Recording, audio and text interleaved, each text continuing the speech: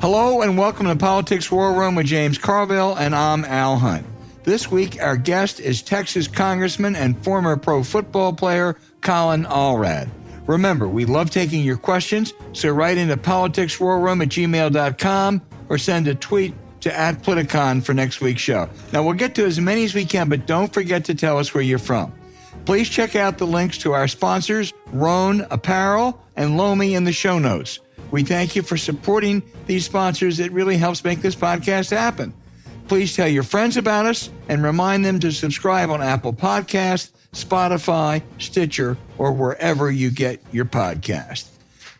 Nikki Haley announced her candidacy for the Republican presidential nomination.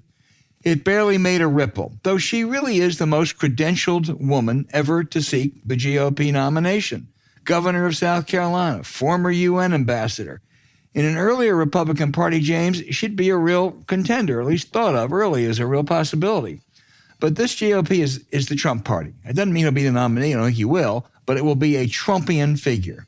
And the slim hope, and it's really slim, for Haley and most of the others is a parallel to the 1994 California Democratic gubernatorial primary, where two very wealthy candidates, Congresswoman Jane Harman and businessman Al Checkey, spent a fortune trashing each other, allowing the third guy, Gray Davis, to sneak in. Maybe Trump and DeSantis will replicate this, but I doubt the beneficiary is going to be Nikki Haley. Yeah, I think just really went horribly for her. I mean, first of all, the Trump people can't stand her. And then she got, totally brutally taken down by Stuart Stevens. And I know it's in the New York Times and Republicans going to read that. But even that wing of what's left of it doesn't think much of her. And you're right. She had a interesting, a compelling story. And of course, she's trying to say she's as Trumpy as the next person, but she's not Trump. I have no idea what she's doing. But, the woman has ambition and she has ego, and let her go. I'm not on the bandwagon that Trump is the inevitable Republican nominee. I'm not either. I understand this is a very minority position, and the majority position is moving increasingly toward that. But there's a lot of, just saying the pool halls, there's a lot of green between, the cue ball and the 8 ball, if you will. Yeah.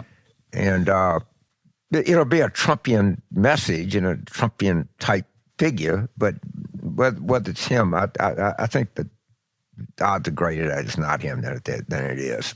But yeah, I agree. I wouldn't even ask for points if you want to bet. I think, James, one critical question will be how DeSantis, who is the most likely other nominee, how he handles the Trump attacks, because they're always vicious. I mean, Jeb and Rubio, Carson, Ted Cruz. Hell, he said Ted Cruz's father was implicated in the assassination of President Kennedy, and his wife was ugly. So you know what he's going to do. And, I'm sorry, Charlie Crist ain't Donald Trump. Ron DeSantis hadn't faced something like this, and he can destroy all the schools he wants, but he has to figure out how to deal with Trump. I agree with you. Trump's not going to be the nominee, but DeSantis has some real tests, too.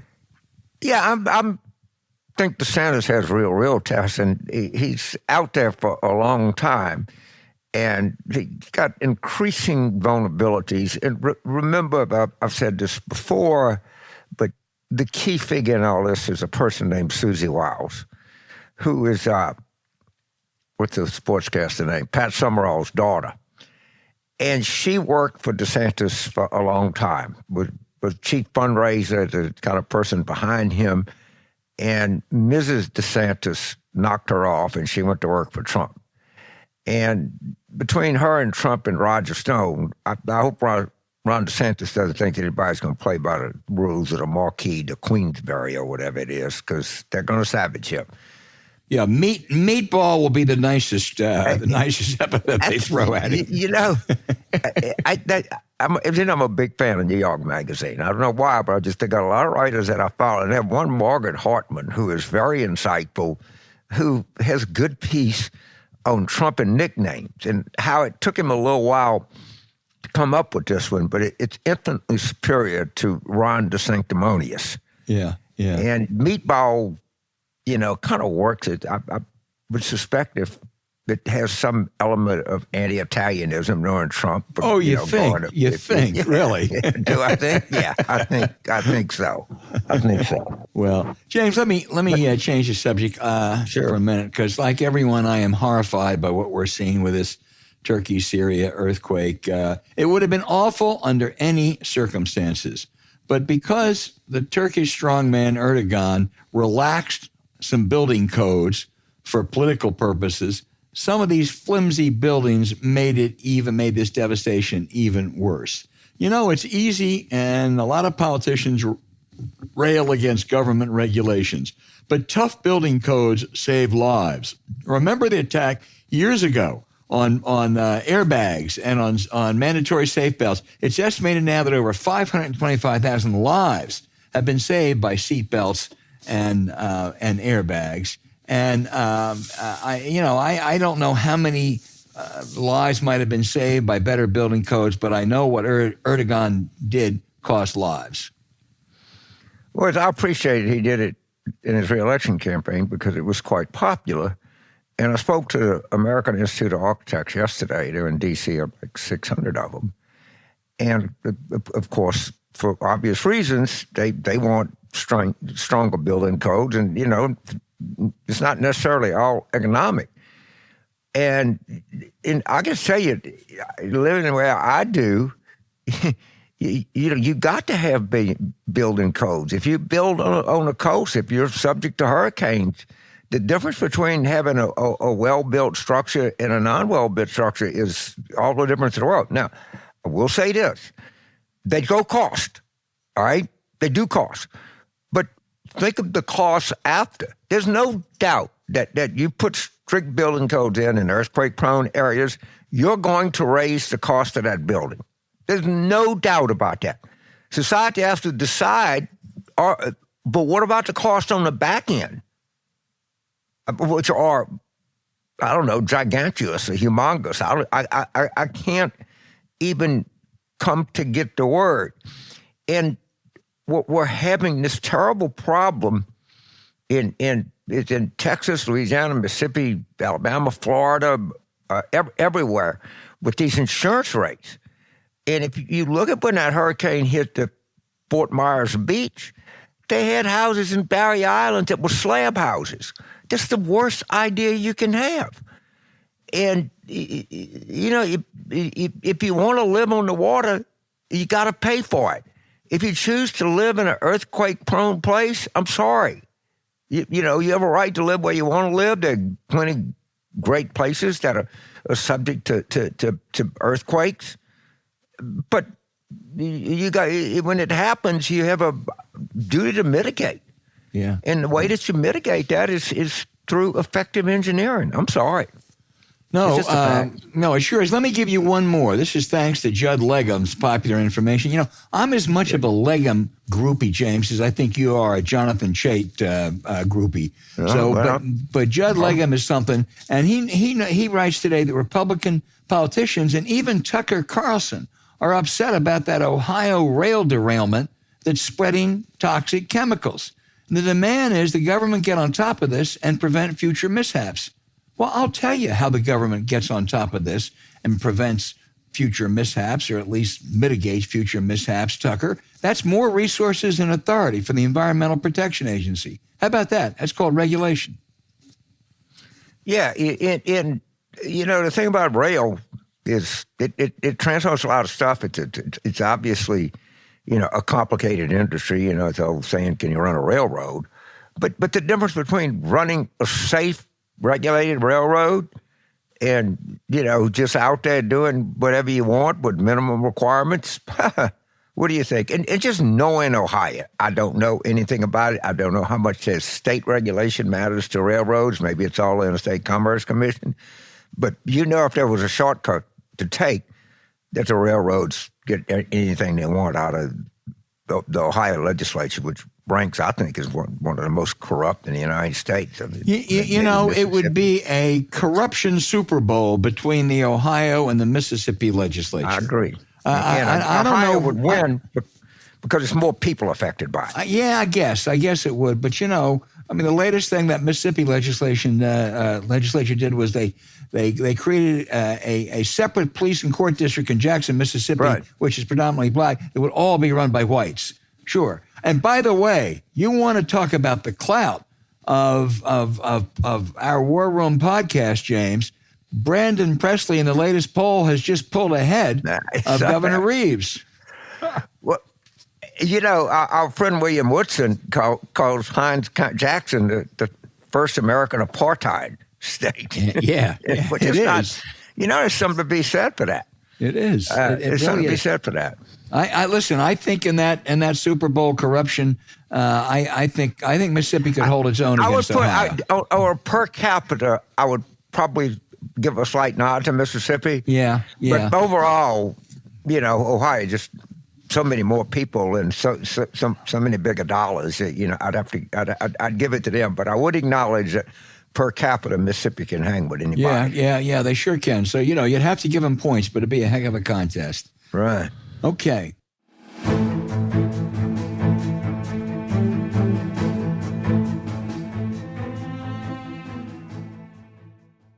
Hey, you know, when you're on the move, finding the perfect clothes for any situation is always a challenge. Now, you want them to be classy, comfortable, and effective, so you can wear them no matter what you're faced with. And we all know men's closets were due for a radical reinvention. I can tell you that. Luckily, Rhone has it covered. Rhone's commuter collection is the most comfortable, breathable, and flexible set of products known to man. Here's why. Rhone helps you get ready for any occasion with the commuter collection. Talk about savings, too. You know, you gotta love how their CEO even did the London Marathon wearing his own Rhone products. Whether it's a classy event or pushing yourself, we found that Rhone has you covered. That's pretty amazing, James. Geez, what a great marketer! Where he runs a London Marathon in his own product. I mean, hats off to him and hats off to this company. These people are some real innovators, and they got real guts, and they got real marketing savvy. I love a company like that. No, you know, absolutely. You know, we got to get a picture of that London Marathon sometime. Just imagine your day in the world's most comfortable pants, dress shirts, 1/4 zips and polos, and you'll love how you feel every minute. You never have to worry about what to wear when you have the Rhone commuter collection. Rhone knows mobility is everything, and their comfortable 4-way stretch fabric provides breathability and flexibility, leaving you free to enjoy what life throws your way, from your commute to work to your 18 holes of golf. And my wife won't complain about what I'm wearing. So feel confident without the hassle. With Rhone's wrinkle release technology, wrinkles disappear as you stretch and wear the products. It's that easy. And with Gold Fusion anti-odor technology, you're going to be smelling fresh and clean all day long. Plus, Rhone is 100% machine washable, so you can ditch the dry cleaner bills altogether. The commuter collection can get you through any workday and straight into whatever comes next. Head to Rhone.com/warroom and use the promo code WARROOM to save 20% off your entire order. That's 20% off your entire order when you head to RHONE.com/warroom and use the code WARROOM. It's time to find your corner office comfort. You also can find the link in our show notes.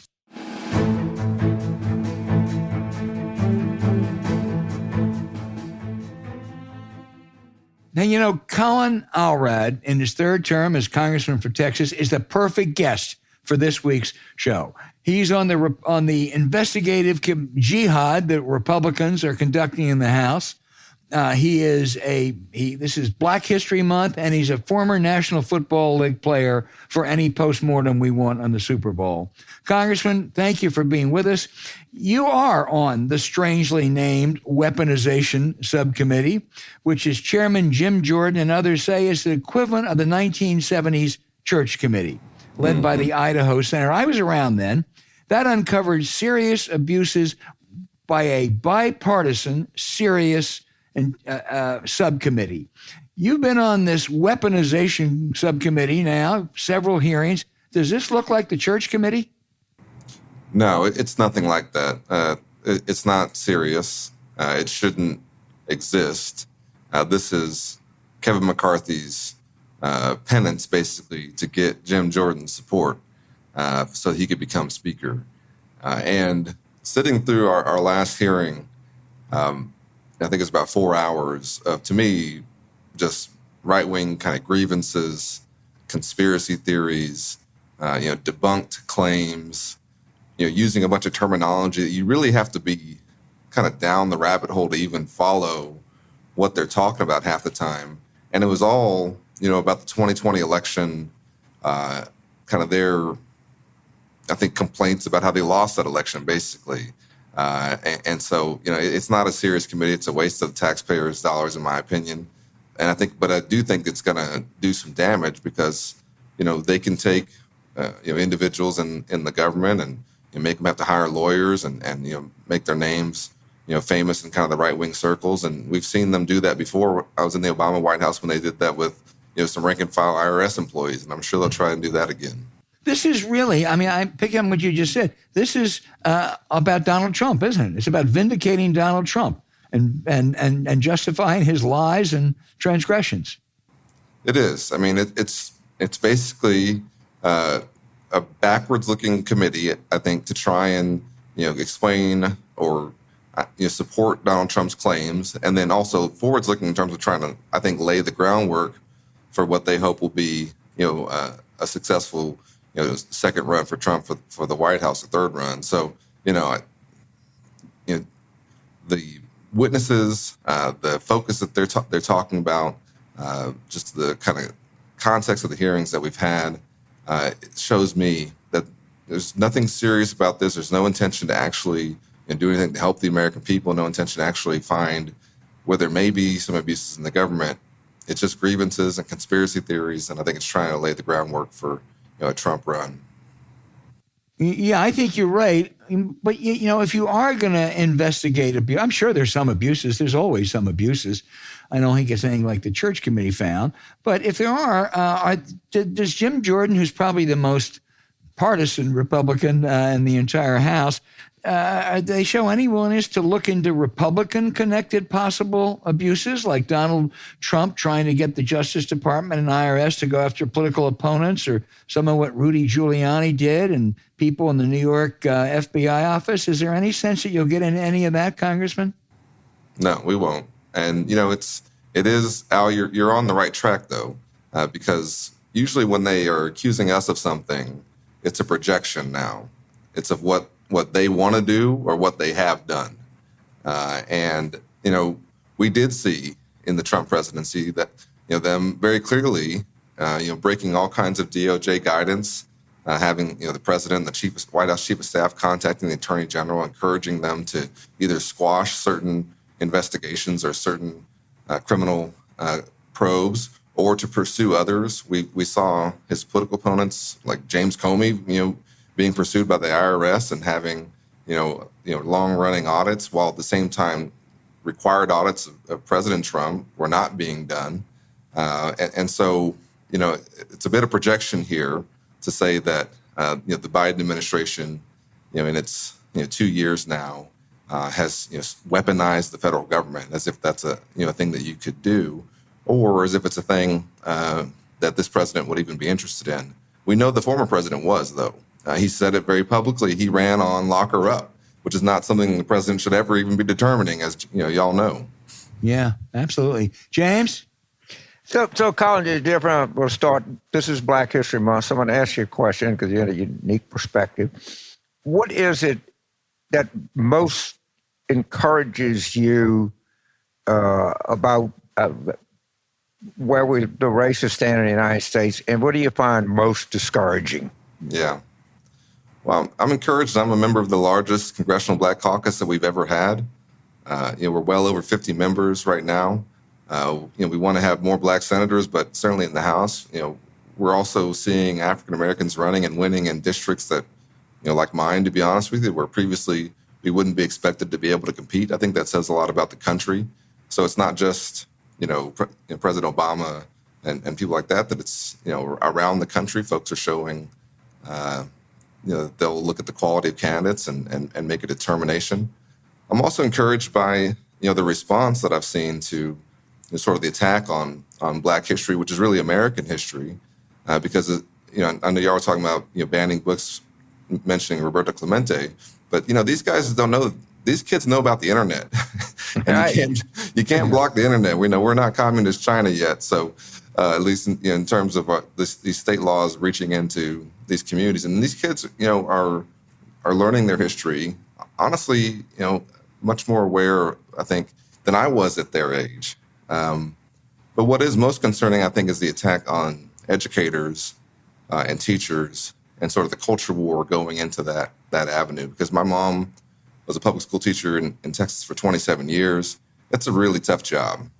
It's a really tough job. And she taught history, among other things. And it's hard enough to put together, a curriculum, have to be reaching into your own pocket to help pay for, supplies for your classroom, how to try and teach and lead young people without having, the state coming in and saying, well, if you discuss the actual history of the United States, both the downsides and the progress that we've made, that you're doing CRT, or that you're trying to use put your political views on your students. I mean, I think we have a real crisis in the teaching profession, and for Black history in particular, I think that has an impact, because we need to teach our history. And James, I think you agree with me, being from the South. I think it's a story of progress. We should be proud of it. We should be proud that we've come from kind of the original sin of slavery to the point that we're at. It's not perfect, but it's one that I think the rest of the world looks at it and says, hey, they're jealous of the progress that we've made. Well, I thank them. Yeah, I tend to agree with you a pretty good bit. Of course, we always have to acknowledge that there are things to do, but they have been real progress. Now that you got your jersey dirty, let me ask you a question. Are you considering the 2024 Senate race in Texas? Well, yeah, I think we need to beat Ted Cruz. And right.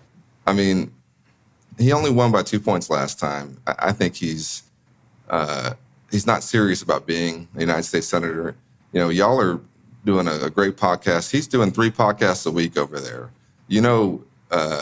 I'm a member of Congress representing Dallas. I'm pretty busy during the week. I can't imagine representing 30 million Texans and still having time to do 3 podcasts a week. So, I think that his brand also has been so damaging to our state, to our country. And so I think we can do better. But I think the national kind of picture, people won't look at Texas and think that we are, close to a win here. But I actually think we are. I think that you look at Joe Biden losing Texas by 5 points in 2020. You see, I think that kind of the rejection of this version of the Republican Party. This is not, my old constituent George W. Bush's Republican Party. If it was, I think that'd be a very different consideration. But the way they've gone, I think, has turned off so many folks. And James, I know you've come to Dallas and fired us up a few times and helped us out some. And you've seen the changes. And so I think that every election, we're going to be more competitive as long as we can put together a good plan. And so, I know what I'll do is certainly be a part of seeing Ted Cruz get beaten. Okay, well, I didn't hear the sound of a door being slammed shut, but we'll just leave it at that. There was no General Sherman there. Yeah. So before I turn it over to Al, this is a question that Al and I discuss all the time. You played sports at Baylor. Yes, sir. And Baylor has been a more successful athletic program than UT Austin, easily. I mean, they won national championship in basketball at always at the top of the pecking order. How does Baylor do so well? What's their secret? I mean, tell us a little. They've had their share of scandals, like so has LSU and so has other people. Why do you think Baylor punches above its weight? Yeah, we got an LSU coach right now as our football coach. Right. Yeah, we got your women's basketball coach who's pretty damn good. That's right. You said our women's basketball coach, Kim Mulkey. Yeah, that's right. Right. Well, I think we have been a place where great coaches have come, whether that's Scott Drew leading the men's basketball team to the national title, or Kim Mulkey, of course, with the women's team, and now Dave doing a great job with the football team. I think it's a place where coaches feel like they're going to get a chance to implement their kind of philosophy and run the program the way they want to. And so I think that has helped. I also think that it helps that it's a small school, but not too small. I think it's about 13,000 or so undergrads. So, it's not like UT Austin where you'll kind of get lost in the mix, but it's big enough that there's, some folks around. For me, being from Dallas, it was great because I was an hour and a half away. So my mom wouldn't just pop down every weekend, but I could always drive back to get my laundry done. So the location was okay, and then if you wanted to go out and have fun, you could drive an hour down to Austin and go out there. So the location was pretty good. But as you know, James, I mean, sports are king down here, and Texans love to compete. And we've also benefited from, I think, playing against incredible competition, the Southwest Conference and then the Big 12. We've had some of the top teams in the country, and then people see you and you kind of get a chance. So, all right. Well, thank you, Albert. I was going to say, I went to a formerly Baptist school, Wake Forest. We're pretty envious of Baylor's athletic success, Congressman. I'm going to stay on football for a minute. I've watched every Super Bowl. I grew up with Steve Sabol, the creative genius of NFL films. I think the one last Sunday was maybe the best one I've ever seen between two evenly matched great teams. What was your take on it? It was such a great game. It did not go the way I thought it was going to go because I thought the Eagles' pass rush, I think it was the best pass rush in the league and maybe for several years in the league. In the past, you think about kind of when the Patriots played the Giants the year that they were undefeated, and the Giants had a great defensive line, and they chased Tom Brady all over the field and they beat him. To me, a great defensive line, I always think that's going to win. And so I thought the Eagles would pull it out because Mahomes wasn't fully healthy. But you got to give credit to the Chiefs. They had a great game plan for neutralizing that. And you have to say that Patrick Mahomes is now in the conversation as one of the best ever already. Yeah. To beat a defense that great. But the Eagles will certainly be back. They have a lot of young talent. And I've been impressed with what they've done. But it was a great game, great halftime show. For all the Rihanna fans out there, I think that was pretty cool. It's kind of a shame that in some ways you could say it kind of turned on a call towards the end because you never want to see refs deciding games, and you can probably call that play. You can probably throw that flag on every play. But it was a great game. Two great quarterbacks, first time ever, of course, with two African American quarterbacks starting in a Super Bowl. I think that says a lot as well. The NFL continues to produce great Super Bowls recently. The last one was a great Super Bowl. So it's been good. Let me pick up on what you just said about the two quarterbacks. I think Mahomes, as you say, is in the greatness category already. And Jalen Hurts, maybe getting there. I think they're the two best quarterbacks in the NFL. But it was only less than 20 years ago that Rush Limbaugh said the only reason the Eagles had a black quarterback was to be politically correct. It was just amazing, the discrimination. And now I would suggest to the top 10 quarterbacks in the NFL, at least half, if not more, are blacks. So the one place that's left, though, is coaching. Yeah. And the Rooney Rule, which says you ought to really seriously consider black candidates, really has been ignored by and large. So what can be done about that, Congressman? Yeah, no, I think you're right. The fact that Eric Bieniemy, who's the offensive coordinator for the Chiefs, has not gotten a head coaching job yet is really it's impossible to explain outside of it having race having some role to play because every single offensive coordinator that Andy Reid has ever had has basically become a head coach at some point. Yeah, he has now groomed and produced the best quarterback in the league in Patrick Mahomes. If you're looking for a quarterback guru, well, here's Eric Bieniemy. Why does he not have a job yet?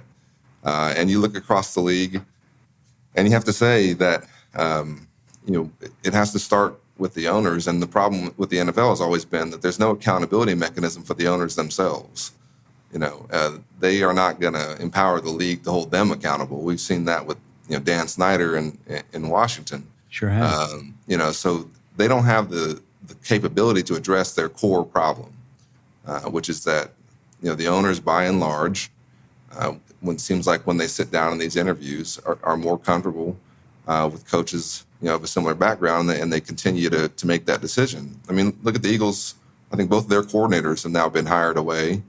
to be head coaches right now. Deserving, I'm sure.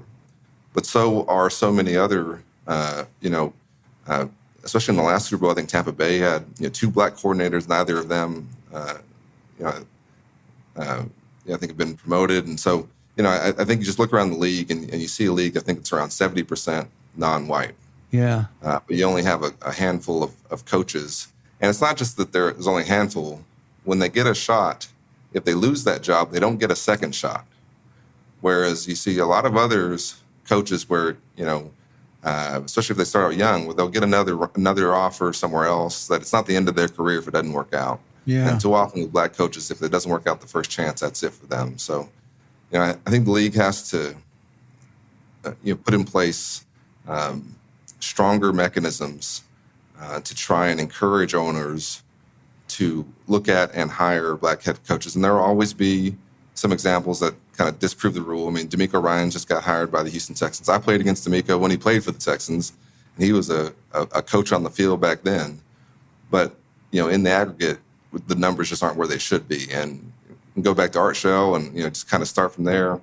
Over the course of the history of the league, I think positions of leadership have often not been seen that way. I think with these black quarterbacks, though, Al, that we're talking about, so many of them across the league, I do think that we'll see in future years that this will change, but it's been changing too slow. Boy, it sure has. Let me ask you just one question about the House before turning it back to James.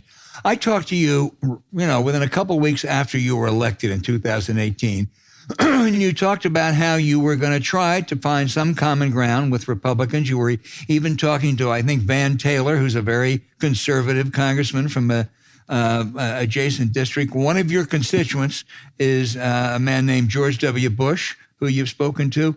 With this House today, can you find common ground? I'm not talking about on big issues, but just, is there any camaraderie? Is there any collegiality? Is there any common ground? There's some. I've got a few, particularly Republican Texans who I'm, been friends with and kind of gotten to know. Younger members like Jake Elzy, who's an F-18 pilot, August Pfluger, who was an F-22 pilot. I think military guys and athletes kind of have a similar approach to where we usually can find some common ground. But it's also true that a lot of the people who I've worked best with over my first 2 terms lost in the last election. And it wasn't because we beat them, it's because the Republicans beat them. Whether it's Anthony Gonzalez, who was a former NFL player as well, from Ohio, very conservative, but voted for impeachment, and that was a cardinal sin, and he decided not to run for re-election. Or Liz Cheney, who comes to my neck of the woods here in Dallas quite a bit, and she and I got to be friends, and they certainly did everything they could to drive her out. And you kind of look over there and you see that the Catcos of the world are no longer there. And so their caucus is more conservative and more hardline than it's ever been. And those folks are empowered. And, I know y'all have been watching this for some time, and some of these, trends can kind of flow into another. I was, as I said, spent some time in the Obama administration with the Republican Congress under John Boehner. This is a very different conference than that conference. Sure is. And McCarthy is a much weaker speaker than Speaker Boehner was, or than Speaker Paul Ryan was. And he's got a big ejection seat button sitting on the bottom of his speaker's chair. And it's going to be real dangerous for the country, because going into this debt ceiling and then after that going into the budget, I don't see how they're going to get it done without having to come to us. And I don't see how he can come to us without losing his position. You don't get any calls or complaints from your constituent, President Bush, do you? I know that President Bush is not a fan of kind of the MAGA wing.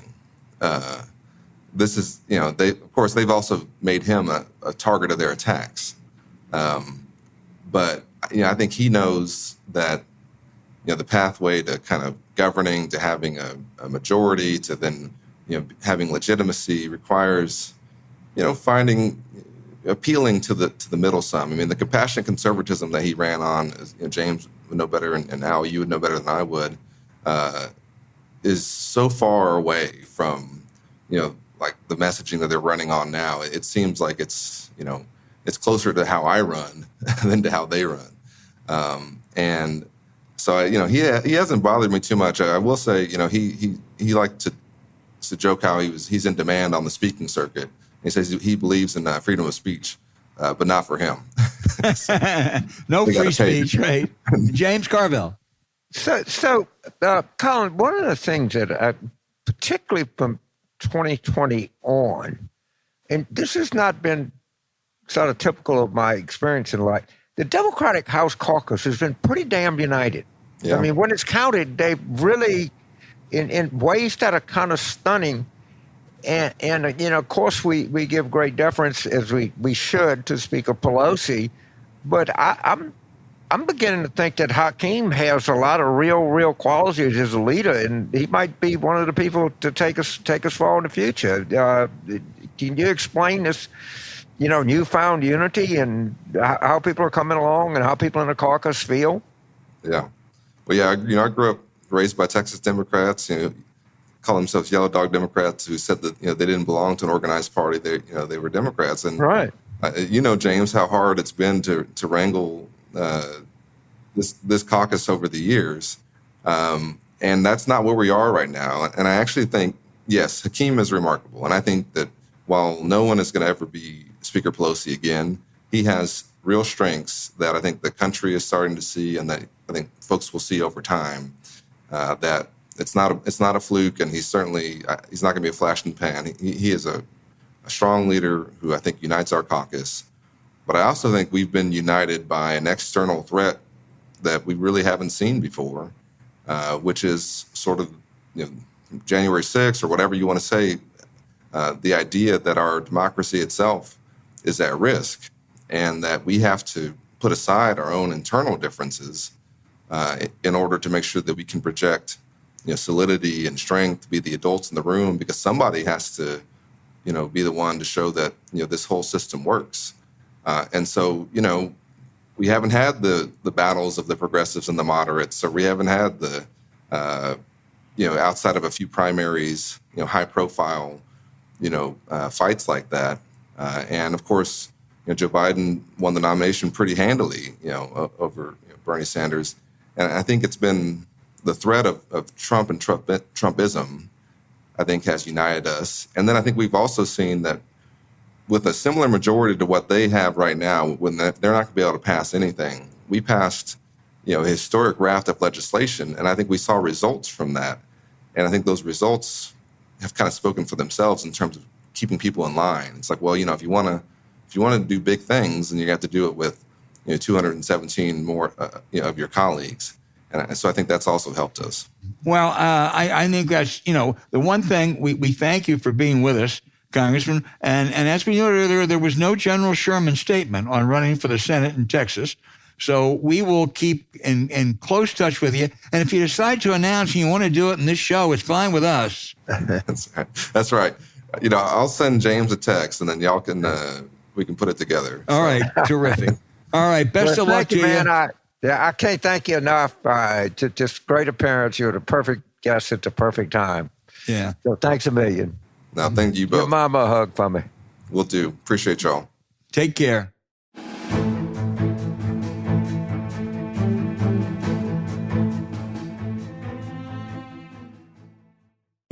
Mr. Carville, nobody wants to be feeling any eco-guilt after a big meal. So it's amazing when you can be certain you're doing your part to reduce waste. That's why Lomi has become such an amazing part of daily rituals. Once James and I got a Lomi, we now have the ability to turn food scraps into dirt with a push of a button. It's even more satisfying than the meal that came before it, unless you live in New Orleans. This is one of my favorite products. You've been at my place in the Shenandoah Valley. We have a garden. So, and you overorder sometimes, and you just hate throwing that stuff out.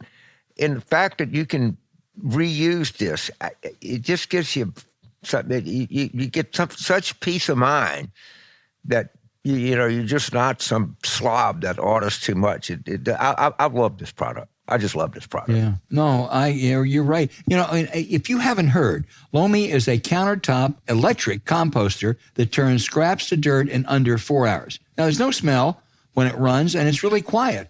Plus, it looks sleek and fancy as part of a great kitchen setup. Judy and Mary, I know, can attest. We're, adding to our home down in the Chesapeake, and I want to tell you, this is going to be central to our kitchen. James and I both love how much green it makes our cleanup after we have our growing clans over for shared meals. They can eat a lot. Plus, it's a powerful way to do our part. Now, you agree with that, James?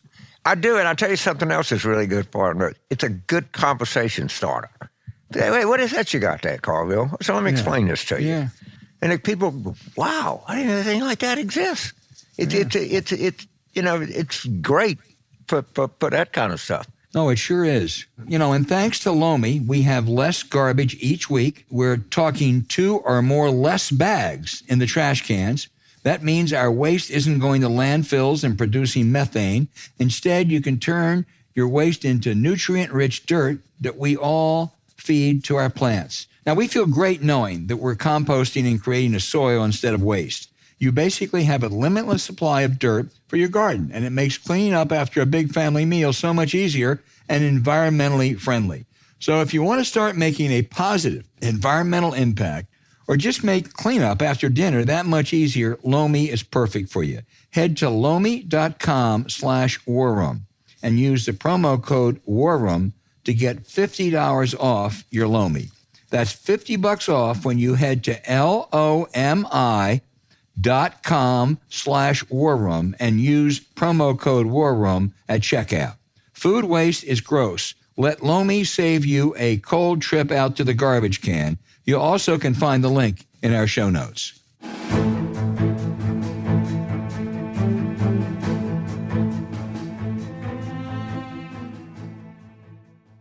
Hey, now, James, for the outrage. This is really a serious one. There's an important article that should be read by J.D. Vance, Jim Jordan, Tucker Carlson, and all the other Putin apologists.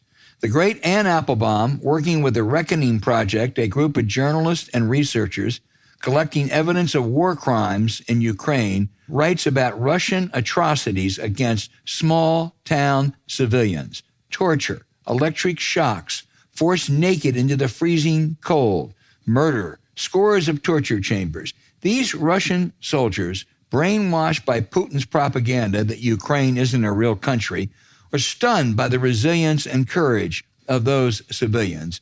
And so they responded with a vicious violence. I'm going to quote from Ann Applebaum. Failure and incompetence lead to violence. Violence creates more resistance, and resistance, so hard for the invaders to comprehend, creates wider, broader, ever more random destruction, pain, and suffering. This is the logic of genocide, and it's unfolding right now in our time. I want you all out there to get the Atlantic and read Ann Applebaum's piece, and if you live in Ohio, try to get J.D. Vance and Jim Jordan to do it, though they probably won't. James. Well, first of all, I love Ann Applebaum and what she wrote, and this is what I'm talking about, opening a home front.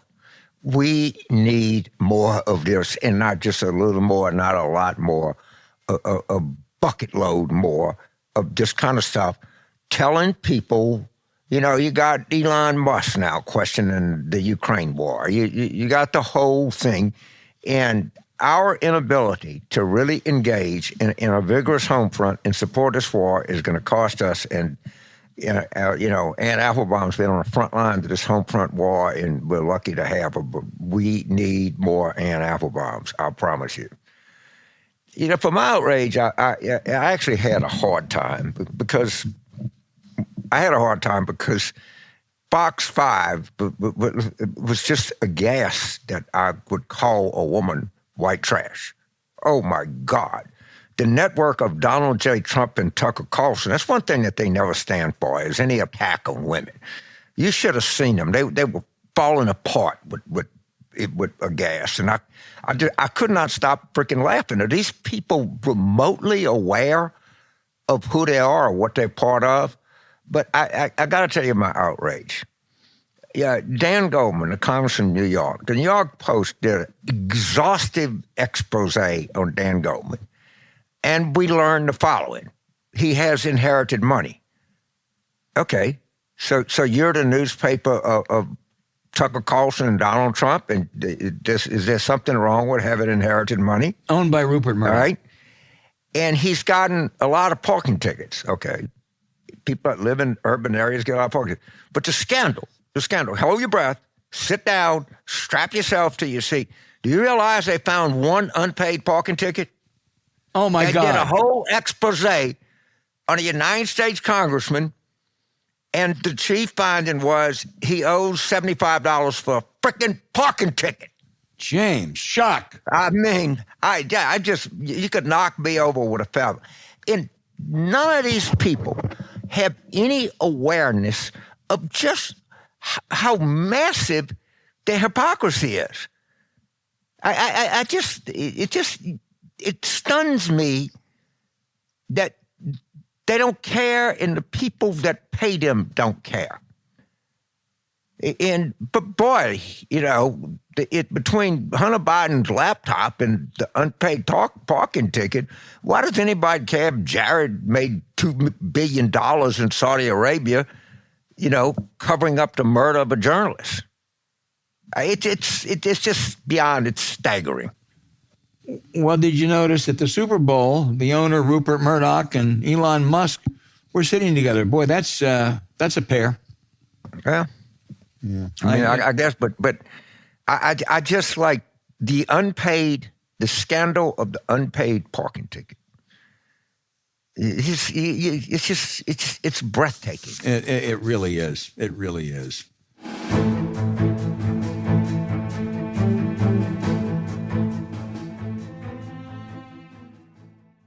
James, the first question, again, there's a whole bunch of good ones, comes from Kathy in Pawleys Island, South Carolina. Pretty nice place. She said, it still amazes me the support of the Second Amendment from the police culture. How do we change that? The truth is, I don't know. But there was this thing where they had these cop killer bullets, and finally the NRA sounded. Most people that are policemen, as is most people that are soldiers, or most people that not most, a lot of them come up in police culture. Their parents were policemen. And that's just been a part of that culture for a long time. I don't know, how you change it, but it's an insightful question that I just don't have an insightful answer for. I'm sorry. No, I'm afraid I share your view on that. It's in many ways it's so illogical because it's police that get killed by these. I as I've pointed out a billion times, from 1994 to 2004, you could not buy an assault weapon in the United States. And, we had police, we had hunting, we had marksmanship practice, we had everything. And the stupidity of getting rid of that haunts us every day. Would it be perfect? No. Would it be substantially better? Yes, substantially better. Totally agree. Tim in Newburgh, Indiana, says, is MAGA basically John Birch rebooted? He's been reading David Corn's book, American Psychosis, and it appears history is replaying. Well, I was around, Tim, when the John Birch Society was still, fairly, not prominent isn't the right word. They were a fringe group always, but there were more than a handful of them. I'll tell you one difference was that there were a number of Republicans back then, starting with President Eisenhower. Of course, he didn't like him because they called him a communist, but William F. Buckley and others who disowned the John Birch Society. There are not a whole lot of Republicans, outside of former Republicans at the Bulwark and Mitt Romney, who disown the MAGA crowd. They're the crowd that runs the House now. So that is, I think there are similarities, but I think the non-MAGA Republicans are much less courageous than the non-John Birch Republicans were earlier. So this is like really some kind of out-of-body experience, because as I was going through stuff before the show, and I know David Corn, he's a pretty left guy. He was Better to the Nation. He's at Mother Jones, but he's a really good journalist. He is. And he did, we're going to talk about this next week with Marcy Wheeler. He did a savage takedown of the Columbia Journalism Review. Yeah. And I think in David's book, like I say, I speak for myself, but I think he's clearly to the left of me, but he's a damn good journalist. And he's a reporter. He's not just a commentator, he's a reporter. Right. He does real reporting. And he's a guy that we should get on the show at some point. And I'm so glad you brought up David Mann, because I was just thinking about him. I was about to call you to say we need to schedule this guy somewhere down the future, because he is very insightful, and he's a real reporter. I mean, he reports real facts and stuff. And in his book, I was just reading about it, and I'm going to get it, because there's been a whole lot of books on this, and his is obviously one of the better ones. Yeah. Austin in Attleboro, Massachusetts, James, wants to ask you, he notes that there is a massive disconnect between working class people, particularly white working class people, and the Democratic Party. How do we bridge that gap, he asks you? You got a year? Longer. Yeah. It's just what the change in among whites, and we've had this sort of, we've taken on, we have educated suburban whites, and in the process, we've lost a lot of working class, I guess I call working class whites, just because it's an accepted phenomena. And part of it can be brought back by calling out cultural arrogance. All right? It's everywhere. You see it in every, particularly if you like me and you live in a red state, and you just have no idea how much of it exists. And if you just tell people, we see you. If I can't tell you the people that come to focus groups and they say the Democrats they don't exist in my life. They don't acknowledge me. They don't see me. And some people are able to do somewhat better than others. Sherwood Brown comes to mind. All right, there are.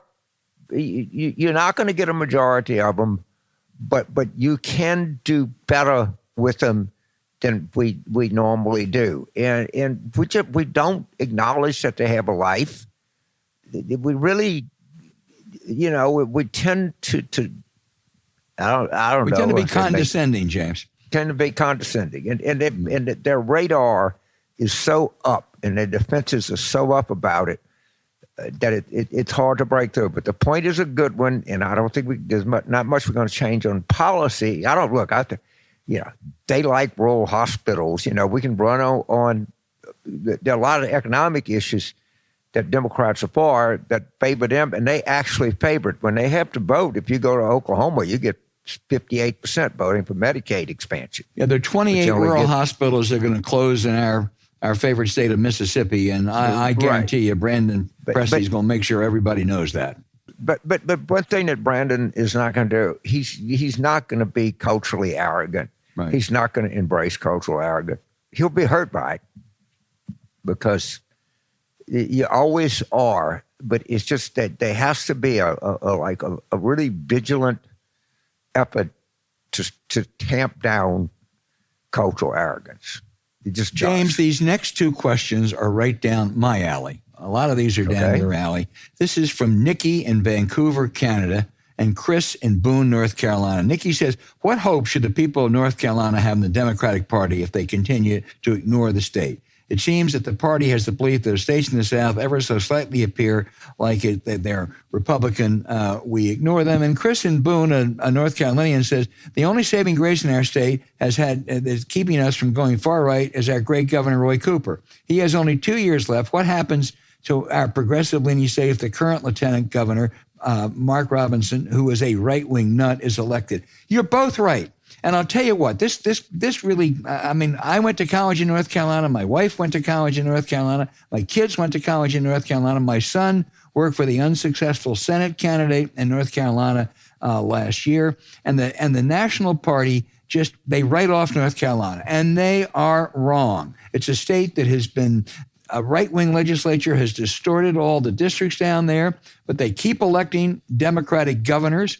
And last time, Sherry Beasley, who my kid worked for, raised a lot more money than her opponent, but the outside groups, Mitch McConnell, the Club for Growth, poured 5 times as much money in.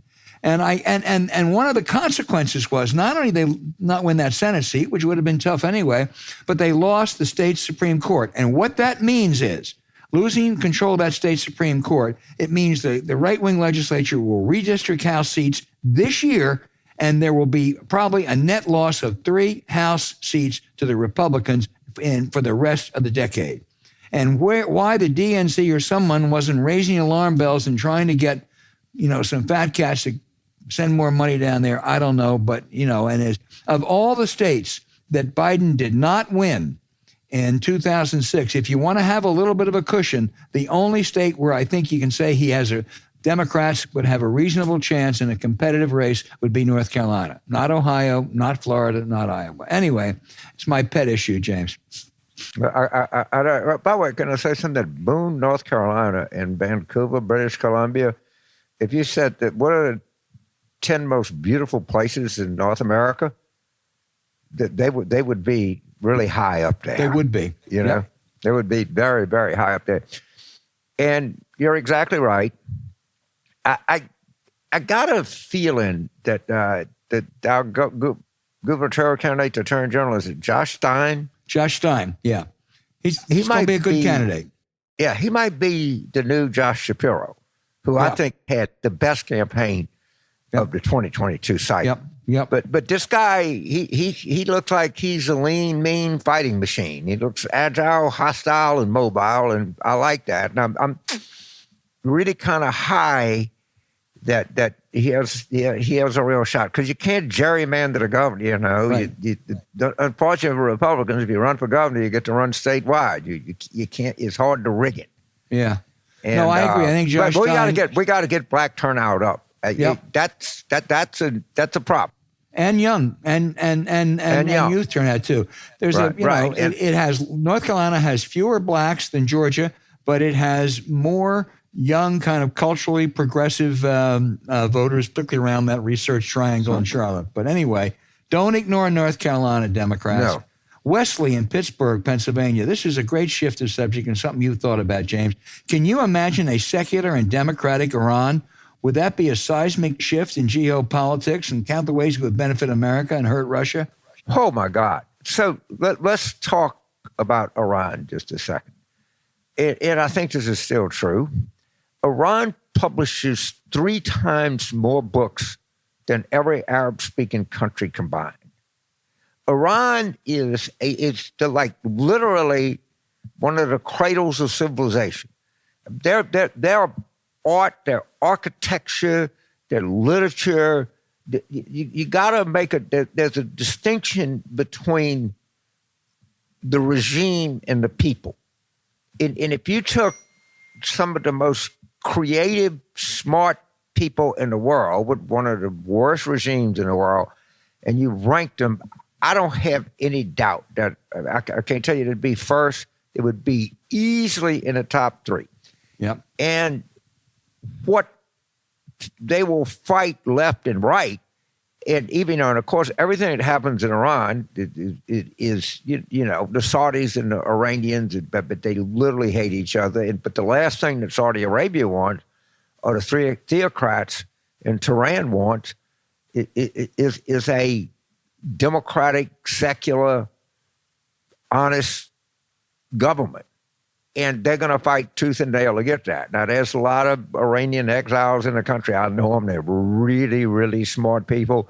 But, dude, if Iran were ever to break from that, the geopolitical consequences on the upside would be enormous. This is a very, very smart, insightful question. One of the great swaps I would love to make would be a democratic Iran, and we'd give the bad guys Saudi Arabia. I don't think it's going to happen, but man, that's a dream. Well, they got a better shot than the Saudis do, because the young people, this sounds kind of condescending, but the Iranians, over half the people in Iran have a college degree, and over half of those are women.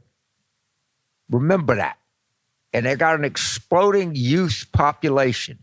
these assholes in Tehran, these theocrats, they better be careful. They better be careful. You got a shot here.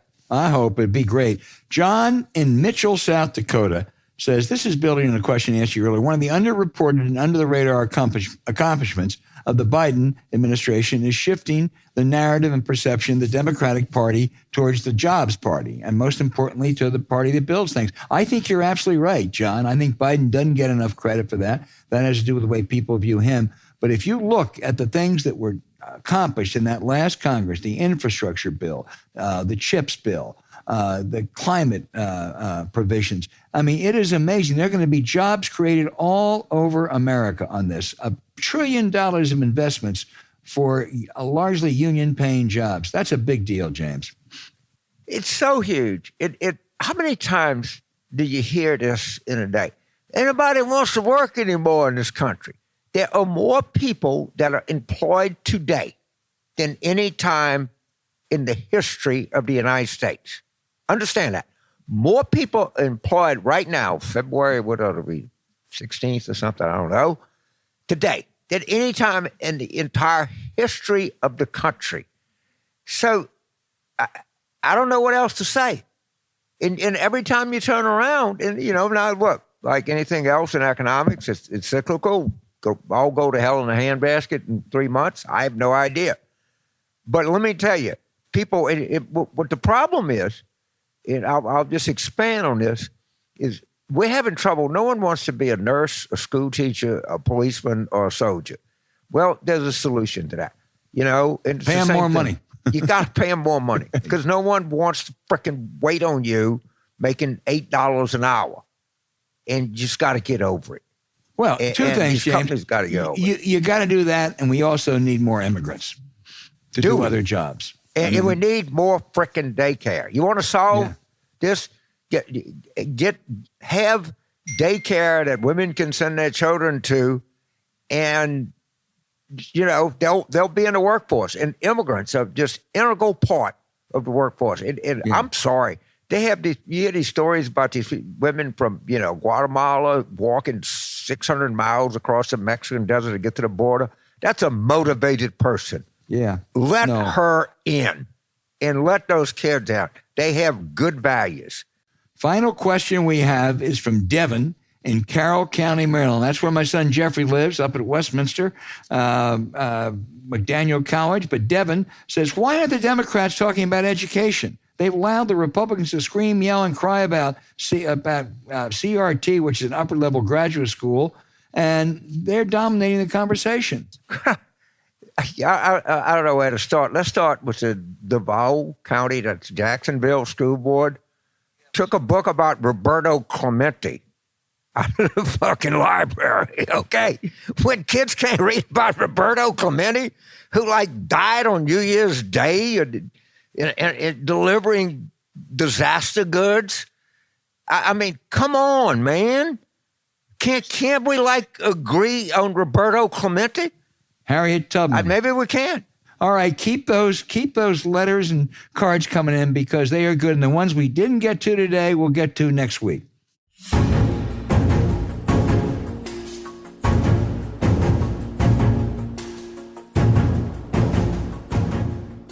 Thanks for listening to Politics War Room with James Carville, and I'm Al Hunt. Don't forget to send your questions for us by email to politicswarroom@gmail.com or tweet them for next week's show at Politicon. Following this episode, we'd really appreciate it if you check out the links to our sponsors, Rhone Apparel and Lomi, in the show notes. We thank you for supporting them because when you do, it helps make this podcast happen. To keep up with us, subscribe to Politics War Room on Apple Podcasts, Spotify, Stitcher, or wherever you listen. And please rate the show with a 5-star review. We'll be back next week with another show as we continue our War Room planning.